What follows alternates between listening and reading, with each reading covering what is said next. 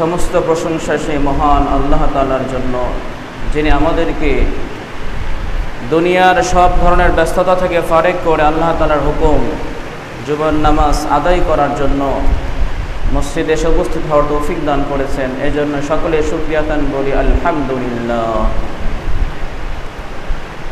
লক্ষ কোটি দরুদ ও সালাম বর্ষিত হোক সাইয়্যিদুনা ওয়া হাবিবুনা দু জাহানের সরদার মুহাম্মদুর রাসূলুল্লাহ সাল্লাল্লাহু আলাইহি সাল্লামের প্রতি। সকলে বলি সাল্লাল্লাহু আলাইহি ওয়াসাল্লাম। মুহতারাম হাজিরিন, ইসলাম নারীদেরকে যে মূল্যায়ন করেছে, ইসলাম নারীদেরকে যে সম্মান দিয়েছে, ইসলাম নারীদেরকে যে মর্যাদা দিয়েছে, সেটা অন্য কোনো সভ্যতা বা অন্য কোনো নারী, অন্য কোনো ধর্ম নারীকে দেয় নাই। ইসলাম নারীর মূল্যায়ন কেমন করেছে এটা তখনই আমার ভালোভাবে বুঝে আসবে যখন জানতে পারবো অন্য সভ্যতা এবং অন্য ধর্মে নারীদের কী অবস্থা। অন্য সভ্যতা ও অন্য ধর্মে নারীদের কী অবস্থা এটা যদি আমার জানা থাকে, তাহলে খুব ভালোভাবে বুঝে আসবে যে ইসলাম নারীদেরকে কী পরিমাণ মর্যাদা দিয়েছে, ইসলাম নারীদেরকে কী পরিমাণ মূল্যায়ন করেছে। গ্রিক সভ্যতা নারীদের সঙ্গে কেমন আচরণ করত? গ্রিক দার্শনিক সক্রেটিস বলেন, নারী হলো জগতের বিশৃঙ্খলা ও ভাঙ্গনের মূল উৎস। গ্রিক সভ্যতা নারীদের মূল্যায়ন করত, অবমূল্যায়ন করত। কিভাবে দেখেন, যে নারী জগতের বিশৃঙ্খলা ও ভাঙ্গনের মূল উৎস, এটা গ্রিক সভ্যতা ওরা মানত এবং এই বিশ্বাস করত। এবং গ্রিক দার্শনিক সক্রেটিস এই কথা বলতো এবং এটাও বলতো যে নারী হলো দাফালি বৃক্ষের ন্যায়, যেটা দেখতে সুন্দর কিন্তু চড়ুই পাখি যদি ভক্ষণ করে তাহলে তার ধ্বংস অনিবার্য।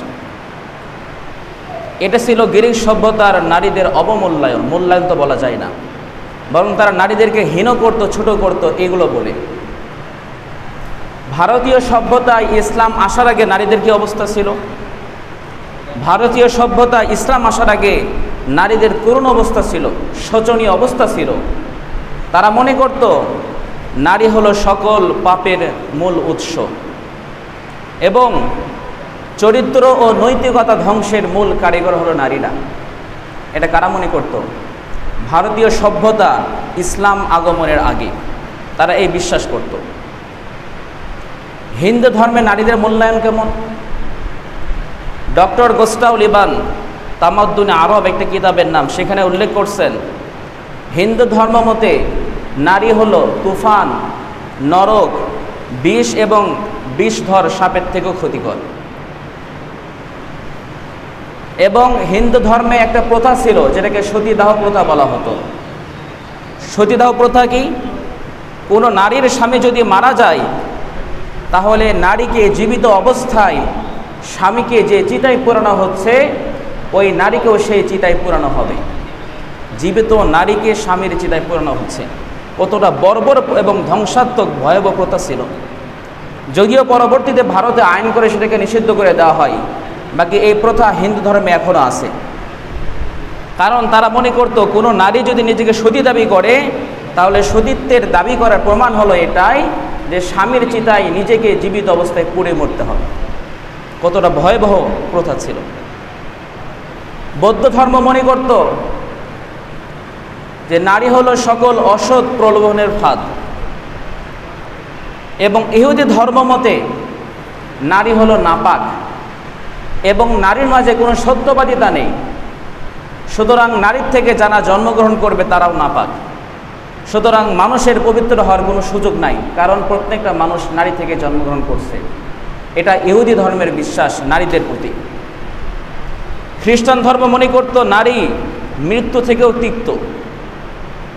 সুতরাং বিভিন্ন সভ্যতা এবং বিভিন্ন ধর্ম, ইসলাম ব্যতীত অন্য সকল যে সকল সভ্যতা ছিল, ইসলাম ব্যতীত অন্য যে সকল ধর্ম ছিল, তাদের নারীদের প্রতি ছিল এমন বিরূপ আচরণ ছিল তাদের নারীদের প্রতি এবং নারীদেরকে তারা হীন করত, নারীদেরকে অশুভ মনে করত তারা। শুধু তাই নয়, ইসলাম আগমনের আগে আরবের জাহিলি যুগের অবস্থা ছিল ভয়াবহ। ইসলাম আগমনের আগে আরবের জাহিলি যুগে, জাহালাতের যুগে তারা নারীদের সঙ্গে পশুর মতো আচরণ করত এবং নারীদেরকে তারা মানুষ এবং পশুর মাঝখানে একটা প্রাণী মনে করত। নারী হলো মানুষ এবং পশুর মাঝামাঝি একটা প্রাণী, তাদের সঙ্গে আচরণ করা হতো পশুর মতো। নারীদের কোনো সম্মান ছিল না, কোনো মর্যাদা ছিল না, কোনো মূল্যায়ন ছিল না আরবের জাহেলি যুগে। যদি কোনো ব্যক্তির মেয়ে সন্তান জন্মগ্রহণ করত, কি অবস্থা হতো? আল্লাহ তাআলা কোরআনে বলতেছেন, ওয়াইদা বুশিরা আহাদুহুম বিল উনসা যাল্লা ওয়াজহুহু মুসওয়াদ্দান ওয়া হুয়া কাযীম। যখন কাউকে সুসংবাদ দেওয়া হতো যে তোমার মেয়ে সন্তান জন্মগ্রহণ করবে, তার চেহারা কালো হয়ে যেত। তার চেহারা কি হয়ে যেত? কালো হয়ে যেত তার চেহারা, এবং সে দুঃখে কষ্টে মানে একটা অন্যরকম অবস্থা হয়ে যেত যে হায় হায় আমার মেয়ে সন্তান হবে। সে আফসোস করতো, দুঃখ করতো আমার মেয়ে সন্তান হবে, তার চেহারা দুঃখে কষ্টে কালো হয়ে যেত, কারণ তাকে মেয়ে সন্তান জন্মগ্রহণের সুসংবাদ দেওয়া হয়েছে। তাহলে মেয়েদেরকে তারা কি পরিমাণ অশুভ মনে করত। যদি কারো মেয়ে সন্তান হয়ে যেত, তাহলে যদি তারা চাইতো যে তাকে বড় করবে, তাকে বেঁচে রাখবে, জীবিত রাখবে, তাহলে তাকে ভেড়ার পশমের কাপড় পরিয়ে বনে জঙ্গলে পাঠিয়ে দিত উট ও ছাগল চড়ানোর জন্য। আর যদি মনে করতো না এই মেয়েকে বেঁচে রাখবো না, তাহলে বড় হওয়ার পরে জীবিত পুঁতে রাখা হতো। বড় হওয়ার পরে মেয়েকে যখন একটু বড় হতো, চলাফেরা শিখতো, তখন মেয়েকে জীবিত পুঁতে রাখা হতো। তাহলে কতটা ভয়াবহ ছিল নারীদের সঙ্গে জাহেলি যুগের আরবদের আচরণ। একবার এক ব্যক্তি রাসূলুল্লাহ সাল্লাল্লাহু আলাইহি সাল্লামের নিকটে এসে একটি ঘটনা শোনালো এই সম্পর্কে, যে সে তার মেয়েকে কিভাবে পুঁতে রাখছিল জীবিত। সে এসে বলতেছে, আমার স্ত্রী ছিল গর্ভবতী, আমি ছিলাম বাহিরে সফর করতে গিয়েছিলাম, এর মধ্যে আমার সন্তান জন্মগ্রহণ করে, আর সন্তান ছিল মেয়ে সন্তান। আমার স্ত্রী ভয় পেল, যদি আমি জানতে পারি যে আমার মেয়ে সন্তান হয়েছে, তাহলে নিশ্চিত তাকে হত্যা করে ফেলবো। এই ভয়ে আমার স্ত্রী সেই মেয়ে সন্তানকে তার বোনের বাসায়, অর্থাৎ ওই মেয়ের খালার বাসায় পাঠিয়ে দিল, এবং মেয়েটা সেখানে বড় হতে লাগলো। এরপরে যখন লোকটা সফর থেকে ফিরে আসলো, তাকে জিজ্ঞেস করলো যে আমার বাচ্চার কি অবস্থা, তখন মহিলা মিথ্যা কথা বলল যে তোমার মৃত বাচ্চা হয়েছে, অর্থাৎ সত্যতা জানতে পারলে তো অবস্থা খারাপ করে দিবে। এই জন্য মিথ্যা কথা বললো যে তোমার মৃত সন্তান জন্মগ্রহণ করছিল। এভাবে চলতেছিল স্বাভাবিকভাবে। এরপরে মেয়েটা তার মায়ের সঙ্গে সাক্ষাৎ করতে আসে।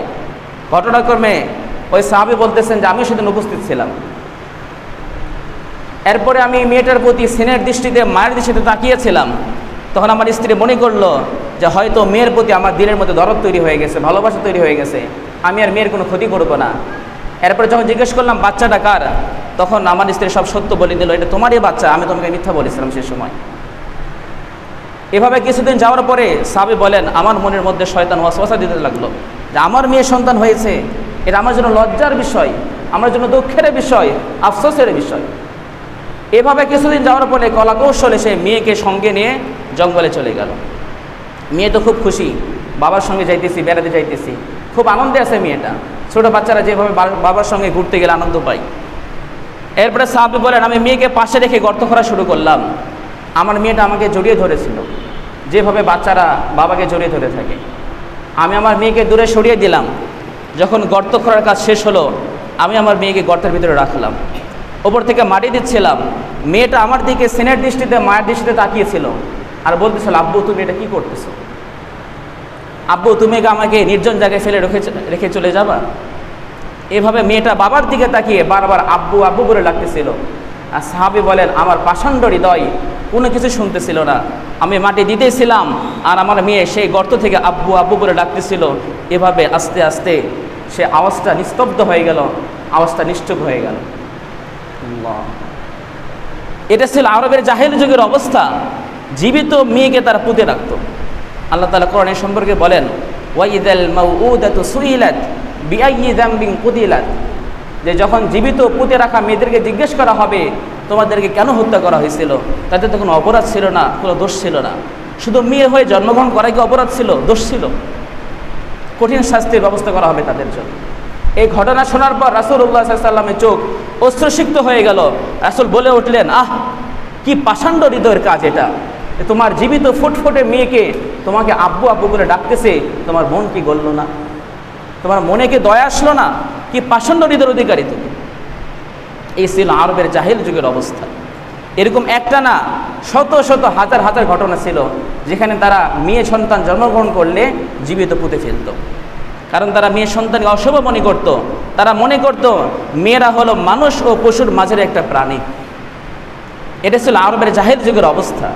কিন্তু যখন ইসলাম চলে আসলো, ইসলাম আসার মাধ্যমে ইসলাম নারীদের প্রতি যে জুলুম ছিল, নারীদের প্রতি যে অত্যাচার ছিল, নারীদের প্রতি যে নিপীড়ন ছিল, নারীদের যে সম্মান হানি ছিল, নারীরা যে মর্যাদাহীন অবস্থায় ছিল, এই সবগুলোকে ইসলাম দূর করে দিল। এবং ইসলাম নারীদেরকে সঠিক মূল্যায়ন করলো, ইসলাম নারীদেরকে মর্যাদা দিল। ইসলাম নারীদেরকে যে সম্মান দিয়েছে, ইসলাম নারীদেরকে যে মর্যাদা দিয়েছে, এটা পৃথিবীর অন্য কোনো ধর্মে পাবেন না, কোশ্চিনকালও সম্ভব না পাওয়া। মেয়ে মা হিসেবে নারীর মূল্যায়ন কেমন? আল্লাহ তাআলা কোরআনে বলতেছেন, ওয়াসাইনাল ইনসানা বিওয়ালিদাইহি ইহসানা হামালাতহু উম্মুহু কুরহা ওয়া ওয়াদাআতহু কুরহা। আমি মানুষদেরকে আদেশ করেছি পিতা মাতার সঙ্গে সুন্দর আচরণ করো, কারণ তোমার মা তোমাকে কষ্ট করে গর্ভে ধারণ করছে এবং তোমার মা কষ্ট করে তোমাকে প্রসব করছে। সুতরাং মানুষের প্রতি আল্লাহর আদেশ হলো যে পিতা মাতার সঙ্গে সুন্দর আচরণ করো। মায়ের সঙ্গে সুন্দর আচরণ করে আল্লাহ তাআলার আদেশ। সুতরাং মাকে অসম্মান করার কোনো সুযোগ নাই। এরপর আমার মা বাবা যদি বৃদ্ধ হয়ে যায়, সেখানেও আল্লাহ তাআলার আদেশ আছে, ওয়াকাদা রাব্বুকা আল্লা তা'বুদু ইল্লা ইয়্যাহু ওয়া বিল ওয়ালিদাইনি ইহসানা। আল্লাহ তাআলা আদেশ করেছেন যে আমার ইবাদত করো। এরপর আল্লাহ তাআলা আদেশ করলেন যে পিতা মাতার সঙ্গে সুন্দর আচরণ করো। ইম্মা ইয়াবলুগান্না ইনদাকাল কিবরা আহাদুহুমা আও কিলাহুমা ফালা তাকুল লাহুমা উফফিন ওয়া লা তানহারহুমা ওয়া কুল লাহুমা কাওলান কারীমা। আল্লাহ বলতেছেন তোমার পিতা মাতা যদি বার্ধক্যে পৌঁছে যায়, দুইজনে অথবা কোনো একজন যদি বার্ধক্যে পৌঁছে যায়, ফালা তাকুল লাহুমা উফফিন, তাদের কোনো কাজকর্মে কোনো আচরণে উফ শব্দ পর্যন্ত বলবে না। ওয়ালা তানহারহুমা, তাদেরকে ধমক দিবে না। ওয়া কুল লাহুমা কাওলান কারীমা, তাদের সাথে নম্র ভাষায় নরম ভাষায় কথা বলবে। তাহলে মা হিসেবে ইসলাম নারীর কি পরিমাণ মর্যাদা দিয়েছে। আর এক হাদিসে আল্লাহ রাসূল বলেন, ইন্নাল্লাহ হাররামা আলাইকুম উকুকাল উম্মাহাত। হে আমার সাহাবায়ে কেরাম, আল্লাহ তাআলা তোমাদের জন্য হারাম করে দিয়েছেন মায়ের অবাধ্যতা হওয়া। মায়ের অবাধ্য হওয়া ছেলের জন্য হারাম। এখানেও কিন্তু মায়ের মর্যাদা আল্লাহ তাআলা বৃদ্ধি করে দিলেন। একবার এক সাহাবী এসে বলল, ইয়া রাসূলুল্লাহ আমি জিহাদে যাব। রাসূল বললেন, তোমার কি মা আছে? বলে হ্যাঁ। রাসূল বললেন, যাও তোমার মায়ের খেদমত করো, ফাইন্নাল জান্নাতা তাহতা রিজলাইহা, কারণ জান্নাত তো তোমার মায়ের দুই পায়ের নিচে। তাহলে মা হিসেবে নারীর মূল্যায়ন কত বেশি। শুধু তাই নয়, এক সাহাবী এসে বলল, ইয়া রাসূলুল্লাহ মান আহাক্কু বিহুসনি সাহাবাতি, আমি সবচেয়ে সুন্দর ব্যবহার করব, এর সবচেয়ে বেশি হকদার কে? রাসূল বলেন, উম্মাক, তোমার মা। সাহাবী বলেন, সুম্মা মান, এরপরে কে? রাসূল বলেন, উম্মাক, তোমার মা। সাহাবী বলেন, সুম্মা মান, এরপরে কে? রাসূল বলেন, উম্মাক, তোমার মা। তাহলে মায়ের মর্যাদা ইসলামে কত বেশি যে মায়ের পায়ের নিচে সন্তানের জান্নাত, এমনকি মায়ের অবাধ্য হলে সন্তানের জন্য জাহান্নাম। মা হিসেবে নারীর মূল্যায়ন ইসলাম এটা। স্ত্রী হিসেবে নারীর মূল্যায়ন কেমন? আল্লাহ তাআলা কোরআনে বলতেছেন, ওয়ালাহুন্না মিসলুল্লাযী আলাইহিন্না বিল মা'রুফ। যেভাবে পুরুষদের নারীদের উপর অধিকার রয়েছে, পুরুষদের যেভাবে নারীদের উপর অধিকার রয়েছে, এরকমভাবে নারীদেরও পুরুষদের উপর অধিকার রয়েছে। বিষয়টা এমন নয় শুধু পুরুষ নারীর উপর অধিকার খাটাবে, শুধু পুরুষ নারীর উপরে আদেশ করবে, নারীর থেকে সব হকগুলো নিয়ে নেবে, নারীর সব অধিকার নিয়ে নেবে, নারীর উপরে অধিকার খাটাবে, এটা না। বরং যেরকমভাবে পুরুষের নারীর উপরে অধিকার রয়েছে, ঠিক এরকমভাবে নারীর অধিকার রয়েছে পুরুষের উপরে। সুতরাং কারোর জন্য জায়েজ নাই একে অপরের অধিকারকে নষ্ট করা। দেখেন ইসলাম কত সুন্দর বিধান দিয়ে দিছে যে যেরকমভাবে পুরুষের অধিকার রয়েছে নারীদের উপর, এরকমভাবে নারীদের অধিকার রয়েছে পুরুষদের উপর। সুতরাং কেউ কারোর প্রতি জুলুম করবে, কারোর অধিকার নষ্ট করবে সুযোগ নাই। তাহলে স্ত্রীদের প্রতি স্ত্রী হিসেবে ইসলাম নারীকে কতটা সুন্দরভাবে মূল্যায়ন করতেছে, স্ত্রী হিসেবে ইসলাম নারীকে কতটা সম্মান দিচ্ছে। স্ত্রী হিসেবে ইসলাম নারীকে কতটা মর্যাদা দিচ্ছে। শুধু পুরুষ তুমি নারীর উপর অধিকার খাটাবার সুযোগ নাই, বরং নারীরও তোমার উপর অধিকার আছে। সুতরাং নারীর যে সকল অধিকার তোমার উপর রয়েছে সেগুলো তোমাকে দিতে হবে। জাহিলি যুগের একটা নিয়ম ছিল, যখন কোনো স্বামী মারা যেত, কোনো নারীর স্বামী যখন মারা যেত, তখন সে নারীকে স্বামীর ওয়ারিসরা মিরাসের সম্পদ মনে করত। যদি কোনো ব্যক্তি মারা যায় তার সম্পত্তি ভাগ হয়ে যায় না? এরকমভাবে জাহিলি যুগে, আরবের জাহিলি যুগে যখন স্বামী মারা যেত, তখন নারীকে মিরাসের সম্পদ হিসেবে স্বামীর ওয়ারিসরা নিয়ে নিত এবং নারীর সাথে যেমন ইচ্ছা তেমন ব্যবহার করত। আল্লাহ তাআলা সে সম্পর্কে কোরআনে বলেন, ওয়ালা ইয়াহিল্লু লাকুম আন তারিথুন নিসাআ কারহা ইয়া আইয়ুহাল্লাযীনা আমানু, হে ঈমানদারগণ, লা ইয়াহিল্লু লাকুম, তোমাদের জন্য হালাল নয়, তোমাদের জন্য জায়েজ নয়, আন তারিথুন নিসাআ কারহা, তোমরা জোরপূর্বকভাবে নারীদের মালিক হয়ে যাবে। আল্লাহ তাআলা কোরআনে আদেশ করলেন যে হে মুমিনরা, তোমাদের জন্য হালাল নয়, জায়েজ নয় যে তোমরা জোরপূর্বকভাবে নারীদের মালিক হয়ে যাবে। এটা কি নাই? জায়েজ নাই। এরপরে বলতেছেন, ওয়ালা তা'দুলুহুন্না লিতাযহাবু বিবা'দি মা আতাইতুমুহুন্না ইল্লা আইয়াতিয়া বিফাহিশাতিন মুবাইয়িনা। এটা একটা সমস্যা ছিল যে স্বামী মারা গেলে নারীকে মিরাসের সম্পদ মনে করত এবং তার সঙ্গে যেভাবে ইচ্ছা আচরণ করত। এটা একটা সমস্যা। আর একটা সমস্যা ছিল কি, যখন স্বামী চাইতো তার স্ত্রীকে তালাক দিতে, এটা জাহেলি যুগের অবস্থা বলতেছি, স্বামী যখন চাইতো তার স্ত্রীকে তালাক দিয়ে দিবে তখন তালাক দিত না, তখন স্ত্রীকে ঘরের মধ্যে বন্দি করে রাখতো, যাতে করে স্ত্রী বাধ্য হয় স্বামীকে মোহরের টাকা দিয়ে তার থেকে মুক্তি লাভ করতে। এই জন্য স্বামীরা কী করতো, যখন স্ত্রীকে তালাক দিতে চাইছো তখন তাদেরকে ঘরের মধ্যে বন্দি করে রাখতো এবং বাধ্য করতো যাতে করে ওই সকল নারীরা অর্থাৎ তাদের স্ত্রীরা তাদেরকে মোহরের টাকা দিয়ে তার থেকে মুক্তি লাভ করে। তো আল্লাহ তাআলা এটাও নিষেধ করে দিলেন যে না, এটা তোমাদের জন্য হালাল নয়। ওয়াশিরুহুন্না বিল মারুফ, এরপরে আল্লাহ তাআলা আদেশ করতেছেন স্ত্রীদের সঙ্গে সৎভাবে তোমরা থাকো, সৎভাবে জীবনযাপন করো। তাহলে আল্লাহ তাআলা বিভিন্ন আয়াতের মাধ্যমে, বিভিন্ন হাদিসের মাধ্যমে রাসূলুল্লাহ সাল্লাল্লাহু আলাইহি সাল্লাম স্ত্রীদের সঙ্গে সুন্দর আচরণ করতে হবে, স্ত্রীদের হকগুলো বুঝিয়ে দেওয়া লাগবে, স্ত্রীদের হক নষ্ট করা যাবে না, এগুলো বারবার বুঝাইছেন। এরপরে আরেক আয়াতে আল্লাহ তাআলা বলেন, হুন্না লিবাসুল লাকুম ওয়া আনতুম লিবাসুল লাহুন্না, যে নারীরা হলো, আল্লাহ তাআলা পুরুষদেরকে সম্বোধন করে বলতেছেন যে নারীরা হলো তোমাদের জন্য পোশাক, তোমাদের পোশাক, আর তোমরা হলে নারীদের জন্য পোশাক। অর্থাৎ নারী পুরুষ একে অপরের পরিপূরক। এই পৃথিবীতে আল্লাহ তাআলা নারী পুরুষকে এমনভাবে সৃষ্টি করছেন যে নারী ছাড়া পুরুষ চলতে পারবে না, পুরুষ ছাড়া নারী চলতে পারবে না, বরং একের জন্য অপরের প্রয়োজন রয়েছে। এই জন্য যদি এমন কোনো সিস্টেম নাই, কেউ যদি এরকম কথা বলে যার দ্বারা এটা বোঝা যায় যে নারী পুরুষ একে অপরের প্রতিবন্ধক, তাহলে বুঝবেন সে ফিতনা সৃষ্টিকারী। আল্লাহ তাআলা নারী পুরুষকে কীভাবে সৃষ্টি করছেন যে একে অপরের জন্য পরিপূরক, নারী ছাড়া পুরুষ চলতে পারবে না, পুরুষ ছাড়া নারী চলতে পারবে না। এক হাদিস আছে, রাসূলুল্লাহ সাল্লাল্লাহু আলাইহি ওয়াসাল্লাম বলেন যে তোমরা নারীদের ব্যাপারে আল্লাহকে ভয় করো, তোমরা নারীদের ব্যাপারে আল্লাহকে কি করো? ভয় করো। কারণ তোমরা নারীদেরকে গ্রহণ করছিল আল্লাহ তাআলার নামে, আল্লাহ তাআলার নিরাপত্তায়। হাদিসটা ভালো করে বুঝেন। রাসূলুল্লাহ সাল্লাল্লাহু আলাইহি ওয়াসাল্লাম বলতেছেন তোমরা নারীদের ব্যাপারে আল্লাহকে ভয় করো, কারণ তোমরা যে নারীদেরকে গ্রহণ করছো স্ত্রী হিসেবে, এটা আল্লাহ তাআলার নিরাপত্তায়।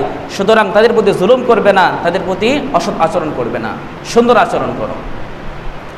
আরেক হাদিস আছে, রাসূলুল্লাহ সাল্লাল্লাহু আলাইহি ওয়াসাল্লাম বলেন, খায়রুকুম খায়রুকুম লিআহলিহি ওয়া আনা খায়রুকুম লিআহলি, তোমাদের মধ্যে ওই ব্যক্তি, ওই পুরুষ উত্তম যে তার পরিবারের কাছে উত্তম, আর আমি তোমাদের চাইতে আমার পরিবারের কাছে বেশি উত্তম। সুতরাং যে পুরুষ পরিবারের কাছে খারাপ সে উত্তম হইতে পারে না। এই হাদিসের মাধ্যমেও স্ত্রীর প্রতি ইসলাম কেমন মূল্যায়ন করছে, স্ত্রীকে ইসলাম কতটা সম্মান দিছে, কতটা মর্যাদা দিছে সেটা বুঝে আসে। শুধু তাই না, আরেক হাদিস আছে, রাসূলুল্লাহ সাল্লাল্লাহু আলাইহি ওয়াসাল্লাম বলেন যখন কোনো বান্দা বিয়ে করে তখন তার অর্ধেক ঈমান পূর্ণ হয়ে যায়। অর্থাৎ আমার অর্ধেক ঈমান পূরণ করতে গেলে আমার নারীর সহায়তা লাগছে, নারীর সহায়তা ছাড়া আমি আমার ঈমানকে অর্ধেক পূর্ণ করতে পারছি না। রাসূল বলেন ফালইয়াত্তাকিল্লাহ ফিন নিসফিল বাকি, আর বাকি অর্ধেক ঈমান পূর্ণ করার জন্য আল্লাহকে ভয় করো, তাকওয়া অর্জন করো। তাহলে আমি যদি আমার অর্ধেক ইমান পূর্ণ করলাম তাকওয়ার মাধ্যমে, বাকি অর্ধেক ইমান যদি পূর্ণ করতে চাই, তাহলে এখানে আমার নারীর সহায়তা লাগতেছে, অর্থাৎ আমার স্ত্রীর সহায়তা লাগতেছে। কারণ স্ত্রীর মাধ্যমে আমি গুনাহের দ্বারা গুনাহ থেকে বাঁচতে পারবো, বিভিন্ন অসৎ চরিত্র থেকে বাঁচতে পারবো, চরিত্রহীন হব না আমি যদি আমার ঘরে স্ত্রী থাকে। তাহলে দেখেন স্ত্রী হিসেবে কত না মূল্যায়ন করতেছে ইসলাম নারীকে। মেয়ে হিসেবে নারীর মূল্যায়ন কেমন ইসলামে? রাসূলুল্লাহ সাল্লাল্লাহু আলাইহি ওয়াসাল্লাম বলেন, যদি কোনো ব্যক্তির 2টা কন্যা সন্তান থাকে এবং সে তাদেরকে দেখাশোনা করে, দেখভাল করে এবং তাদেরকে বালেগ হওয়া পর্যন্ত সব দায়িত্ব নেয়, ভালোভাবে তাদের সঙ্গে আচরণ করে, তাদের হকগুলো আদায় করে দেয়, রাসূল বলেন কিয়ামতের দিন সে আমার কাছে আসবে। কীরকমভাবে? রাসূল হাতগুলো মিলিয়ে নিলেন, অর্থাৎ সে কিয়ামতের দিন আমার কাছে আসবে, একদম আমার নিকটে থাকবে। আরেক হাদিসে পাওয়া যায় রাসূলুল্লাহ সাল্লাল্লাহু আলাইহি ওয়াসাল্লাম বলেন, যদি কারো 3টা কন্যা সন্তান থাকে এবং সে কন্যা সন্তানের কাপড় চোপড় দেয়, খাদ্যের ব্যবস্থা করে, তাদের ব্যাপারে ধৈর্য ধারণ করে, তাদেরকে দেখাশোনা করে, সঠিকভাবে তাদেরকে লালন পালন করে, তো এই 3টা মেয়ে তার জাহান্নামের জন্য প্রতিবন্ধক হয়ে যাবে। সুবহানাল্লাহ। আরেক হাদিসে আছে রাসূলুল্লাহ সাল্লাল্লাহু আলাইহি ওয়াসাল্লাম বলেন, কারো যদি 2টা কন্যা সন্তান থাকে এবং সে যদি এই 2টা কন্যা সন্তানকে সঠিকভাবে লালন পালন করে, দেখাশোনা করে, তাদের খাদ্যের ব্যবস্থা করে, পোশাক আশাকের ব্যবস্থা করে, তাহলে এই 2 সন্তান তার জান্নাতে যাওয়ার মাধ্যম হয়ে যাবে।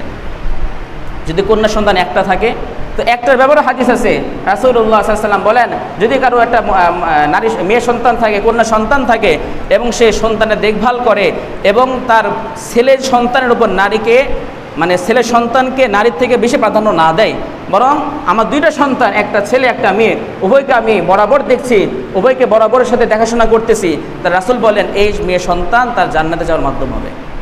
আল্লাহর কসম করে বলি, কোনো হাদিসে ছেলে সন্তান জন্মগ্রহণের ফজিলত পাওয়া যায় না।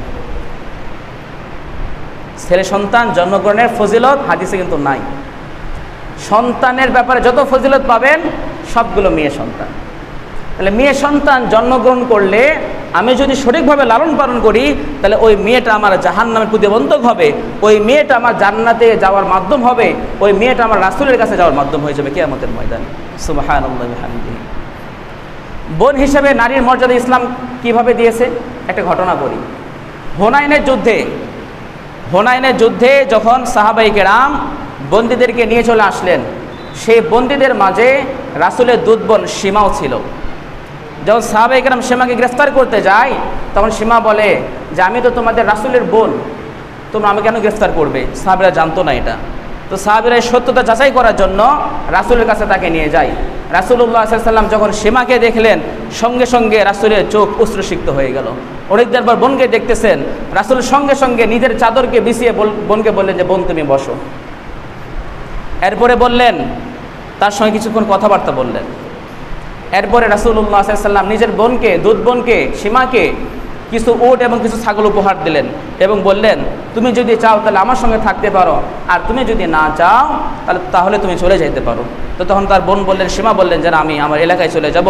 তখন রাসূলুল্লাহ সাল্লাল্লাহু আলাইহি ওয়াসাল্লাম তাকে সসম্মানে সেখান থেকে যাওয়ার ব্যবস্থা করে দিলেন। তাহলে বোনের প্রতি রাসূলের সম্মান কেমন ছিল? বোন তো একজন নারী, তার প্রতি রাসূলের সম্মান কেমন ছিল, ভক্তি শ্রদ্ধা কেমন ছিল, যে বোনকে দেখা মাত্র রাসূলের চোখ অশ্রুসিক্ত হয়ে গেল। জাবের ইবনে আব্দুল্লাহ একজন সাহাবী, উনি বিয়ে করছেন। রাসূল বলতেছেন, জাবের তুমি বিয়ে করছো? কাকে? বিবাহিত মেয়েকে বিয়ে করছে আমি। রাসূল বলেন, তুমি তো যুবক ছেলে, তুমি কেন কুমারী মেয়েকে বিয়ে করলে না? তখন জাবের ইবনে আব্দুল্লাহ বলতেছে, ইয়া রাসূলুল্লাহ, যখন আমার বাবা মারা যায় আমার বোনগুলো ছিল ছোট ছোট, আমি যদি কোনো কুমারী মেয়েকে বিয়ে করতাম আমার বোনের দেখভাল করতে পারতো না, আমার বোনদের যত্ন নিতে পারতো না। এই জন্য আমি বিবাহিতা মেয়েকে বিয়ে করছি, যাতে করে সে আমার বোনদের যত্ন নিতে পারে, আমার বোনদের দেখাশোনা করতে পারে, আমার বোনদেরকে লালন পালন করতে পারে। এরাই তো সেই সাহাবী যারা জাহেলি যুগে জীবিত মেয়েকে পুঁতে রাখত। এরাই সেই সাহাবী যারা জাহেলি যুগে জীবিত মেয়েদেরকে পুঁতে রাখতো, আব্বু আব্বু বলে ডাকতো, তবুও তাদের মন গলতো না। ইসলাম কি সুন্দর সুন্দর ব্যবস্থা কায়েম করছেন, ইসলাম কত সুন্দর সমাজ ব্যবস্থা কায়েম করছেন, ইসলাম সাহাবীদের মধ্যে কীরকম পরিবর্তন নিয়ে আসছেন, যে বোনদের চিন্তায় সাহাবায়ে কেরাম যুবক কুমারী মেয়েকে বিয়ে না করে বিবাহিত মেয়েকে বিয়ে করছে, যাতে করে আমার বোনদের দেখতে পারে। এই জন্য বলি, ইসলাম নারীদেরকে যতটা সম্মান দিছে, ইসলাম নারীদেরকে যতটা মর্যাদা দিছে, ইসলাম নারীদেরকে যতটা মূল্যায়ন করছে, আপনি পৃথিবীর অন্য কোনো ধর্মে, অন্য কোনো সভ্যতায় এটা পাবেন না। কিন্তু আফসোস লাগে, দুঃখ লাগে যে আমরা পশ্চিমা প্রেসক্রিপশনে চলি। নারীদের সাথে কেমন আচরণ করতে হবে এটা ইসলাম থেকে না শিখে আমরা পশ্চিমাদের থেকে শিখতে চাই। পশ্চিমা বোঝেন, আমেরিকাদের থেকে শিখতে চাই। আমি আমার বোনদের সাথে কেমন আচরণ করব, আমি মেয়ের সঙ্গে কেমন আচরণ করব, আমার স্ত্রীর সঙ্গে আমার আচরণ কেমন হবে, আমার মায়ের সঙ্গে আমার আচরণ কেমন হবে, কি ধরনের হবে, এটা আমি কোথায় থেকে শিখব? আমি কোরআন থেকে শিখব, আমি হাদিস থেকে শিখব। তা না শিখে আমি শিখতেছি কোথায় থেকে? আমেরিকা থেকে। আমাদের দেশে নারীবাদী আছে কিছু, আমাদের দেশে এক দল আছে নারীবাদী, যারা নারী অধিকার নিয়ে অধিক সোচ্চার থাকে। ভালো কথা, দরকার আছে। আমাদের সমাজের নারীদের প্রতি অনেক রকমভাবে নির্যাতন হয়, জুলুম হয়, এটা সত্য। এর সমাধান কোথায়? এর সমাধান কোথায় আছে? সমাধান কোথায় পাবেন? সমাধান কোরআনে আছে, সমাধান হাদিসে আছে।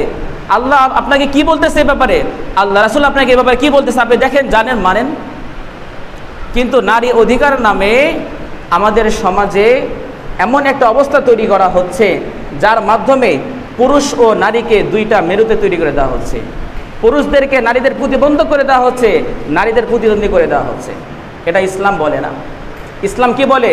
নারী পুরুষ একে অপরের পরিপূরক, নারী ছাড়া পুরুষ চলতে পারবে না, পুরুষ ছাড়া নারী চলতে পারবে না।